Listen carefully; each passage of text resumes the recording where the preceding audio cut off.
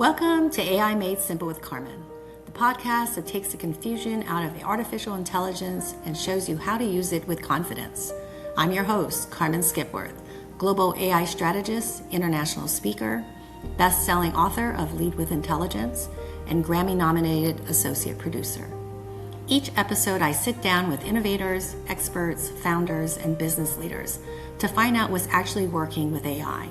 No hype, no jargon, and no complicated tech talk, just what's real. Whether you're a business leader, entrepreneur, or simply curious about how AI is changing the way we work and live, you're in the right place. You'll walk away with tools you can actually use, strategies you can apply, and a clearer picture of what's working, what's not, and what's next. This is AI Made Simple. Hit subscribe, settle in, and let's get real about AI. Let's dive in. Welcome to my show. Hi, everyone. Thanks for coming to see us again on AI Made Simple with Carmen. Today, we have our guest, a very special guest here. His name is Graeme Rudd. He is a co-founder and COO of Assessed Intelligence, a firm focused on secure and responsible AI adoption. He spent over a decade in the U.S. Army as Special Forces Green Beret, serving as both a medical sergeant, 18D, I assume that's the name of your group there, and intelligence sergeant, 18F, in 10th and 19th Special Forces groups, with multiple overseas deployments. Wow, thanks for your service. Thank you. He holds a BS in health science from George Washington University and a JD from Lewis and Clark Law School. Wow. East-West, right? Love it. East-West, yeah. Yes. He worked as a technology assessor for a Dow laboratory specializing in assessing new and emerging technology, a role he held both in uniform and as a civilian. He transitioned into law, serving as in-house counsel for a SaaS company in the life sciences space before joining a cybersecurity incident response firm. He also consults independently with early stage startups. Wow. I mean, I don't even know where to begin with that. I mean, Sure. well, you know, again, I will say thanks for your service. I mean, gee, where have you not been as a special force? I know you probably can't talk about a lot of these things in intelligence. Well, tell us a little bit about your background, you know, how you came here. I went over this, but sort of like what brought you into AI and the things that you are doing with AI, because here we're trying to make it simple for people. And it's great that you do early stage startups because we do appeal to a lot of entrepreneurs here. So, fantastic. Yeah. So tell us about, you know, AI, how you came about it and any tips. Yes. It's a little bit of a winding story, so if you'll indulge me, but I promise it makes sense. And it actually directly relates to the work that I do now. Right. Thank you for having me on here. I really appreciate the opportunity. Thank you. Making things simple is something that really resonates with me for a number of reasons. And I think that one thing I'd like to say up front is I hear far too often from people, oh, well, I don't know anything about technology. I don't know anything about AI, so I'm not going to engage with it. Or I shouldn't be part of the conversation. And to those people, I always say, like, you're the exact people that need to be a part of this conversation. This technology, while it has been overhyped in many ways, it is very, very profound and it's going to change a lot of things. And so I think it's important that a lot of people with diverse backgrounds and educations and experiences are part of this, because that's what we need moving forward. And I think that, you know, obviously I'm a little bit biased because I'm a little bit bizarre multidisciplinarian, I guess. I don't know how you'd put it. Needless to say, hiring managers never knew what to do with me once I left the service. And for a while, I didn't know what to do with myself either. Right, so right. Rewinding the clock a little bit, I started my career as a Green Beret, and I served the duration of my military career as a Green Beret. But when I went into the National Guard, I had a unique opportunity to go do red teaming for a subset of a Department of Defense, now Department of War lab. Right. That assessed new emerging technologies pre-acquisition, and that 30-day TDY assignment, that temporary duty assignment, eventually morphed into me working there full time, both in uniform and out. And what we did there is we assessed new and emerging technologies pre-acquisition in realistic field settings. So we Wow. take 25 to 30 technologies, frontier technologies. AI was one of them. And we run them through realistic field exercises against live opposing forces. That's what I was there originally to do. So I ran at first the red cell, which included computer network security capabilities and radio frequency capabilities. Because in a lot of ways we emulated threats that these technologies would see either on the battlefield or in contested spaces. So we'd emulate things like criminal threat groups or nation-state actors, some of the things that might be seen. Like And this was a cyber really threats, important right? Like cyber threats, right? cyber threats, yeah. And a lot of the companies that we were working with, because they were frontier technologies, they were new and emerging, they had brilliant solutions. They really were brilliant. But they didn't have the attendant stuff of like a functioning business behind it and somebody that manages cybersecurity for them.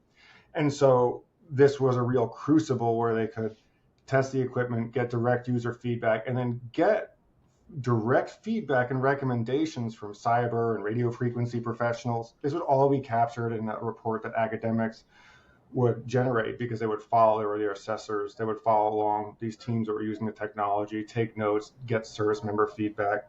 And so it was a great way for companies to shorten their R&D timeline. And it was really interesting work. I loved doing it. I was on the road 200 days a year, though, which is part of the reason I ended up doing something else. But, we saw a lot of different technologies there. And I really learned to appreciate the importance of building things correctly from the ground up. This is not a very popular thing in Silicon Valley, move fast and break things. But one of the things that we saw while we were there is a lot of companies were prone to racing to an MVP, and they get to procurement, government procurement, right? Lots of regulations, compliance, security requirements. And when they get to procurement would basically tell them, a lot of them, you have to go back to the drawing board and do this all over again, wasting time, money, service members aren't getting critical capabilities. It is in nobody's interest. We're seeing that play out now in the AI space rapidly and in places that previously did not develop AI technology. But one of the things as well that I took away from that is being able to utilize these frontier technologies and build them in an effective manner required the input of the people and the organizations that were actually using the technology. So they actually could provide feedback. One of the very first people I advised when I was there, we were doing assessment on a carrying device, and their CEO told me, they're not going to break this. And I was like, these soldiers are going to break this very quickly. They broke it in the first 40 seconds of handling it. Wow. And so it was those type of things where you're seeing the real impacts, and that is something, we're going to get to it a little bit later, but like that type of interaction is what we need in the AI space right now. Real people, real users facing real problems, talking to leadership so that we can have an actual meeting of the minds and find a plan and a team that can move. You mean like using the AI to talk to your superiors there, or how so? Well, no, more of the talking about a common operational picture when it comes to what tools you're using. Because a lot of people I talk to freely, a lot of noise, that they are using unauthorized tools because the ones they have at work they hate, right? These are the type of conversations that should be happening. So I did that for close to 7 years. I'd say in the time I was there, I saw close to 350 unique technologies come through the assessment process, and I probably interacted with closer to 500 because we were doing off-cycle events. I did a lot of work in the uncrewed system space, so drones, both air, ground, and sometimes water as well.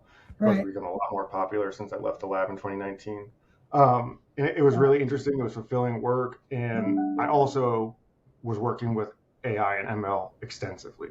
And at a time, I didn't think anybody cared, and I actually didn't even really register till much later on how unique it was, and the fact that I was interacting with these things regularly from about 2011 onward.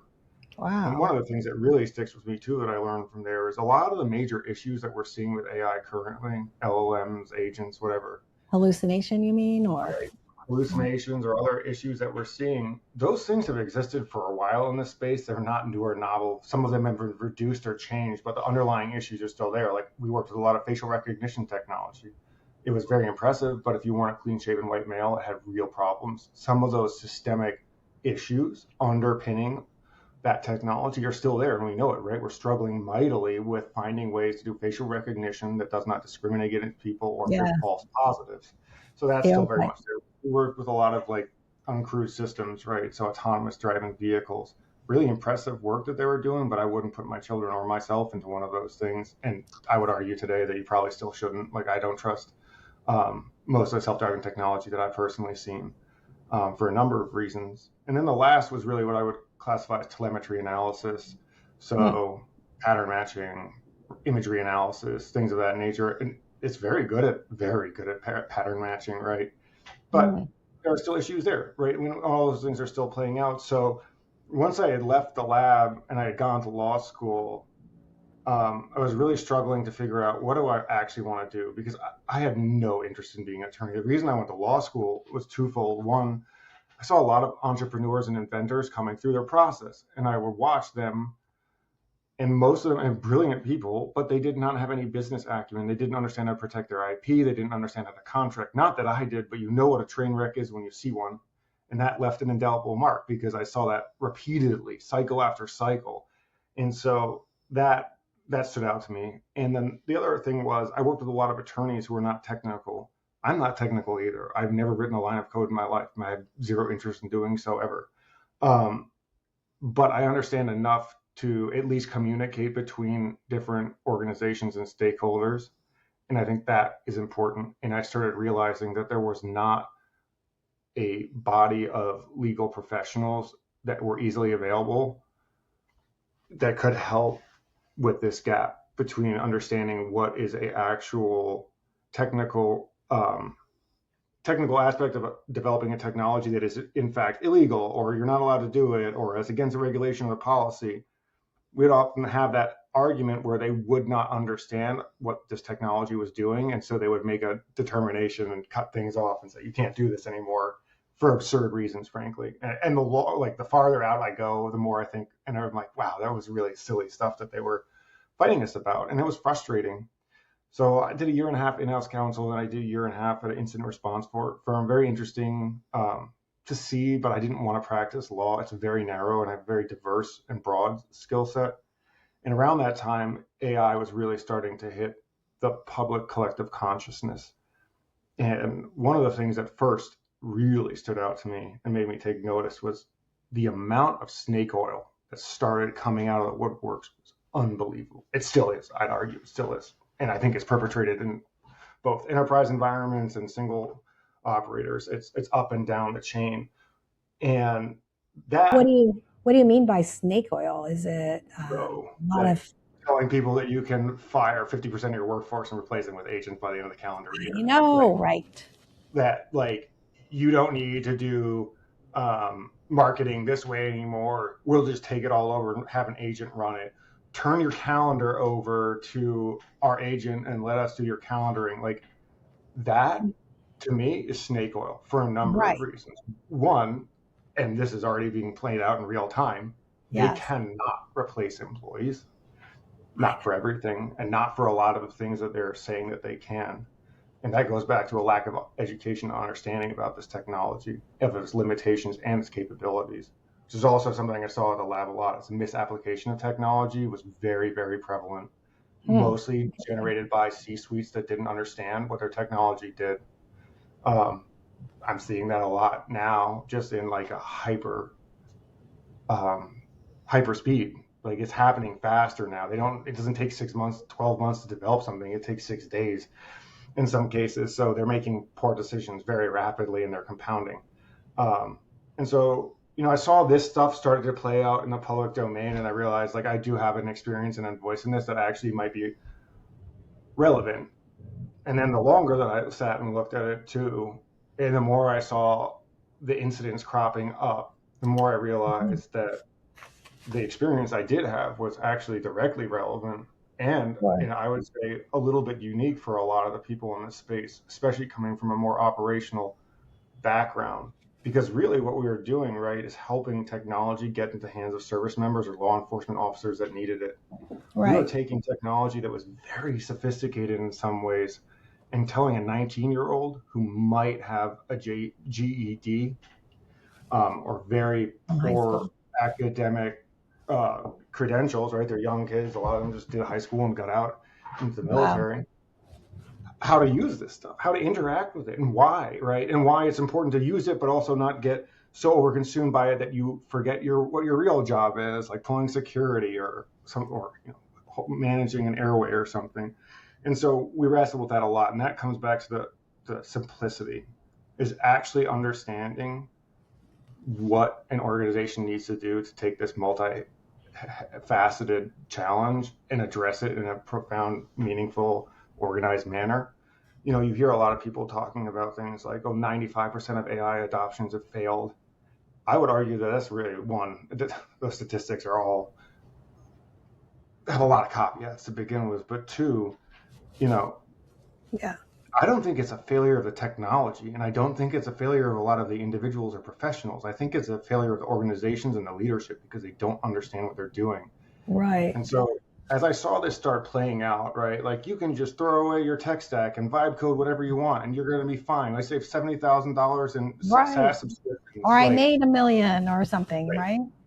Yeah. So this is just flying out the door. And then I realized, like, I don't want to be in the legal space at all. This is much more relevant and interesting to me. And I genuinely want to see a world where we're not beholden to Skynet's idiot cousin, because that's what we have. Like, we don't have some, like, Yeah. So, overarching question on that. I'm just going to back agency. up. I know, Yeah, right? So you're absolutely right. There's this fear that AI is going to take away our jobs, and then the internet is just flooded with all these people saying, "I'm a millionaire now. Look what AI's done for me. I don't have to do anything. I have like 10 AI agents." So majority of those, I'm sure some of them are, but majority are false, is what you're kind of saying.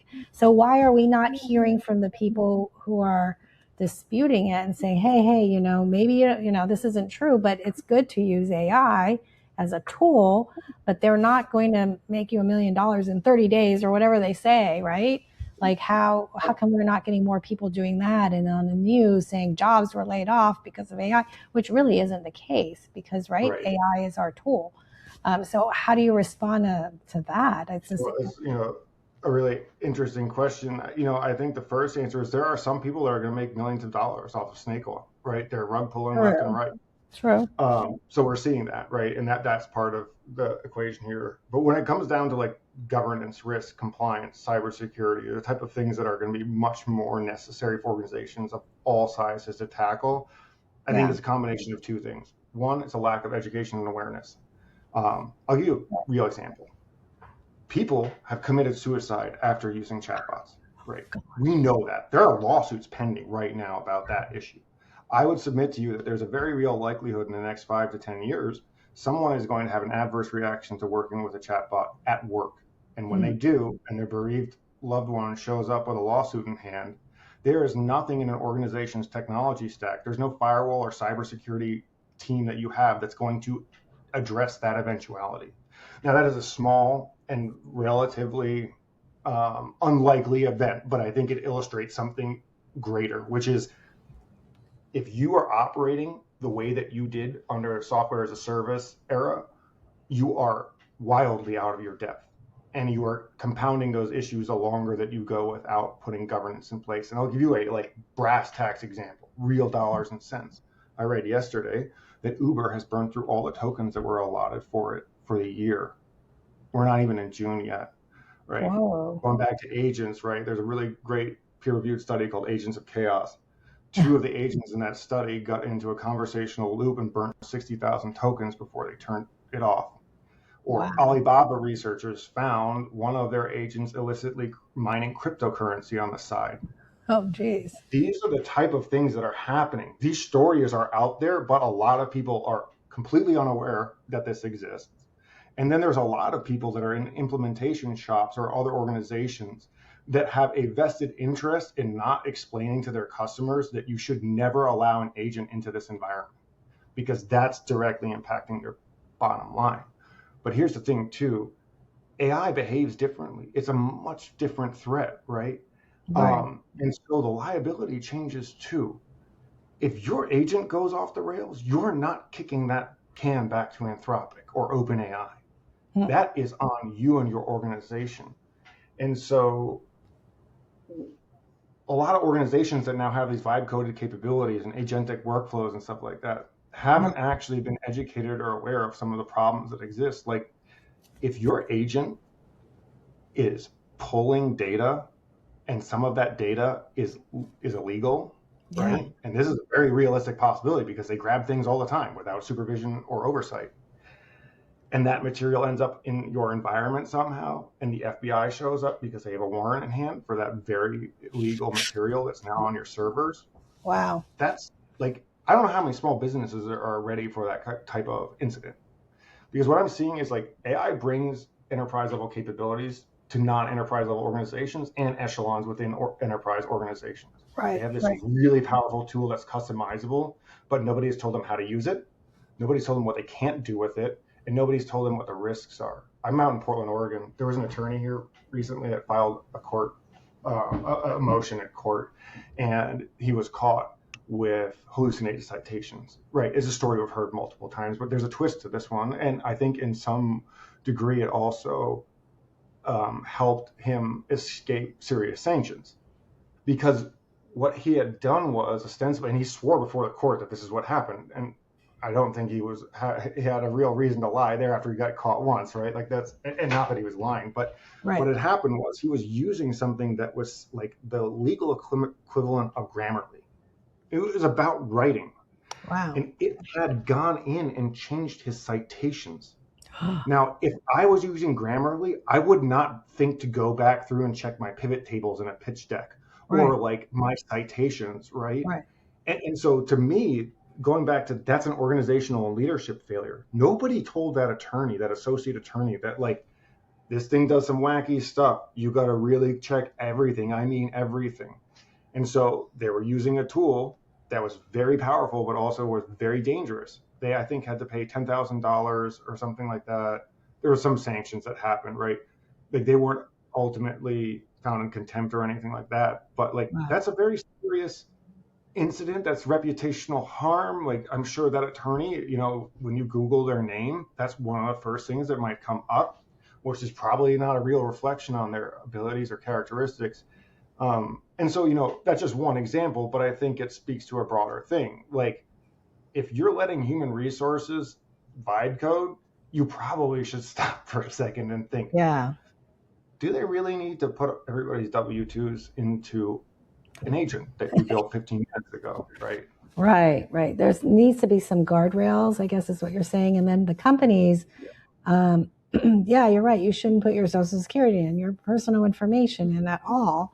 You know, you can probably put the info in, but just exclude that because you don't know where that's going to go. And especially, I wanted to get your thoughts on like OpenClaw. I mean, everyone has all the hype on OpenClaw, but it's not secure and you don't hear about that. No. I mean, right? It's dangerous. It is. It's extremely dangerous. I think it's the simplest answer. There's two things I'll point to. First is the creator of OpenClaw himself. It's actually one of the workshops I do. I don't have the quote memorized, but it's the creator of OpenClaw essentially saying, I built this as like a thing that I was experimenting with. I never anticipated people would pick it up so quickly, and I hadn't even got to the security considerations before it was already like out the door. So that's from the man that created it himself. And then I'll point to another thing that's public knowledge.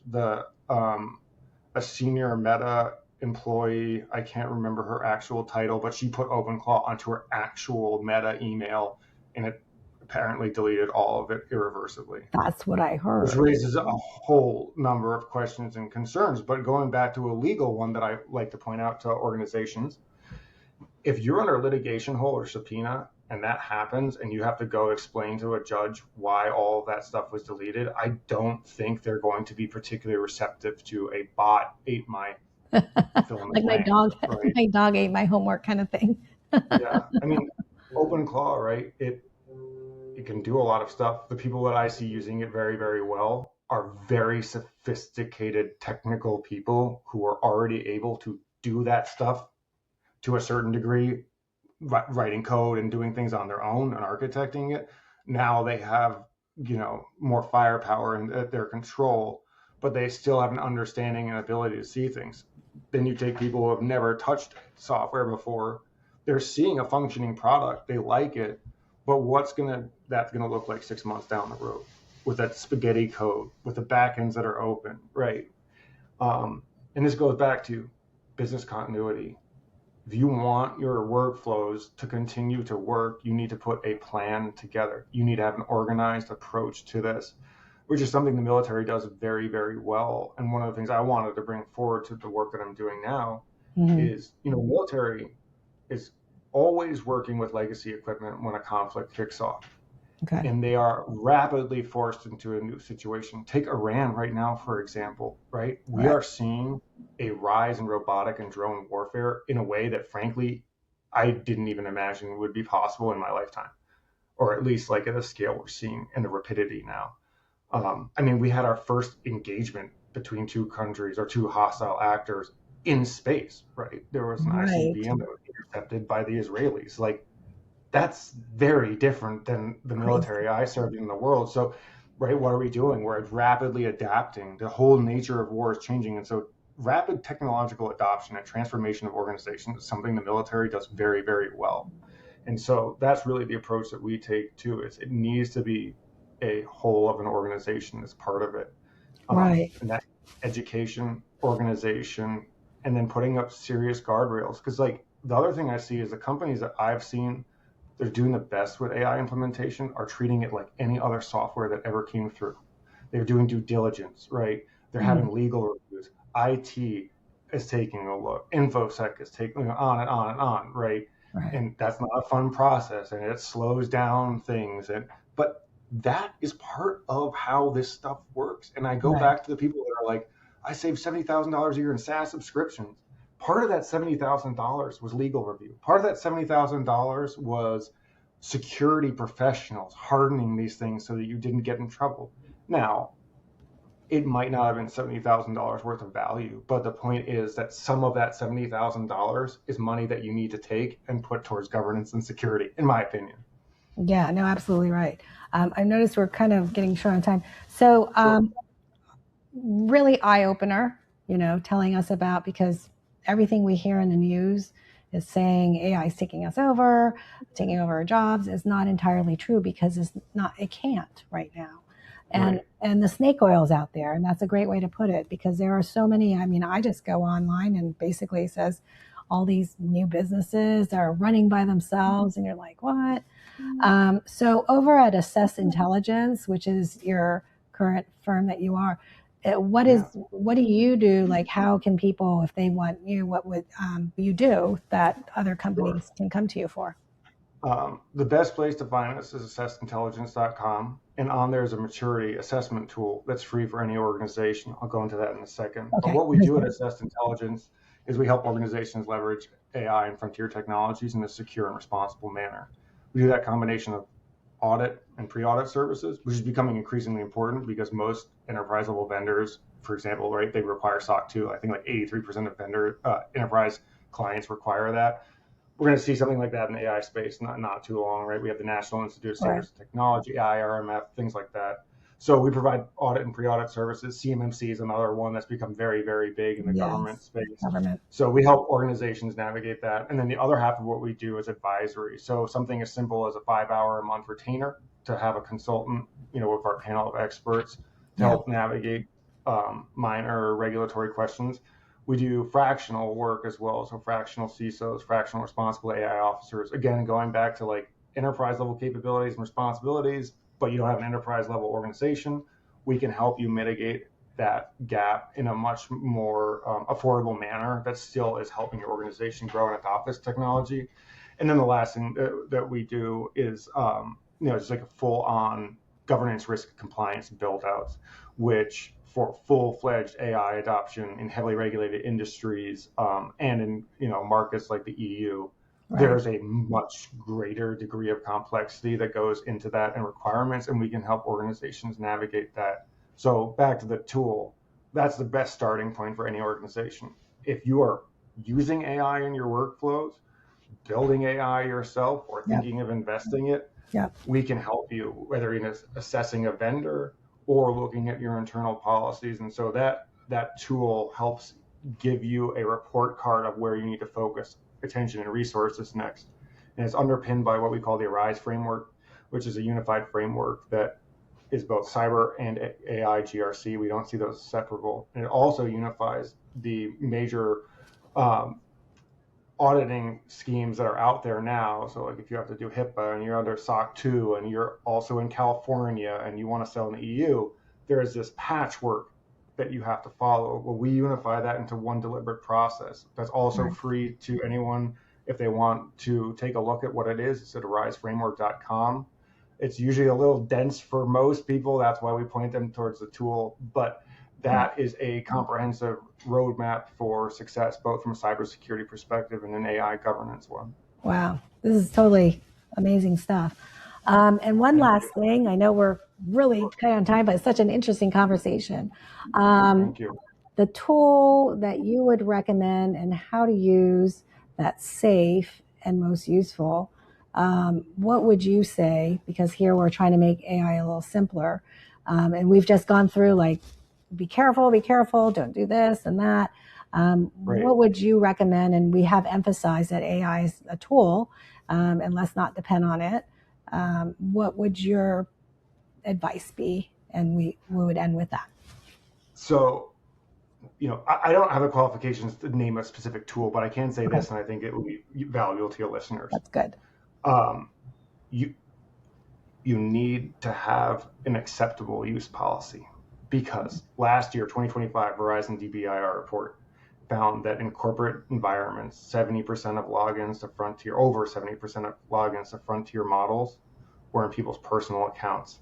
I know. So before we talk about regulations, technology, or anything, if your organization has IP that you hold dearly, you need to tell your employees to start using the corporate accounts. And the next step is you need to talk to them about the tools that they are using, the ones that they want to use, and then you have to have an honest discussion about, can we do that safely and responsibly? And I can't answer that question, but we're always happy to have that conversation.